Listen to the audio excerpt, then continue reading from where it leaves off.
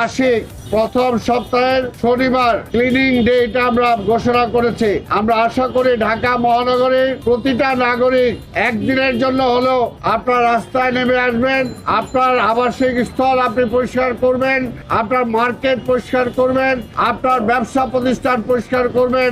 অন্তত মাসে একদিন যদি নিরবিচ্ছিন্নভাবে সব জায়গা পরিষ্কার করা যায় তাহলে দেখা যাবে এটা একটা বিশাল একটা প্রভাব পড়বে। হকার যারা আছে তাদেরও দৃষ্টি আকর্ষণ করব। তাদের ব্যবসা হয়ে যাওয়ার পরে আবর্জনা যুক্ত সেই এলাকাটা ফেলে তারা চলে যাচ্ছে, যে সেই আবর্জনাগুলো একটা জায়গায় তাদেরকে সংরক্ষণ করতে হবে। তাহলে আশেপাশে যেখানে আবর্জনা ফেলার জায়গা আছে সেখানে তাদের সেই আবর্জনা ফেলতে হবে। যা আপনার ঘর যেমনি আপনি পরিষ্কার রাখেন ঠিক একইভাবে আপনার সামনের রাস্তাও আপনি পরিষ্কার রাখবেন।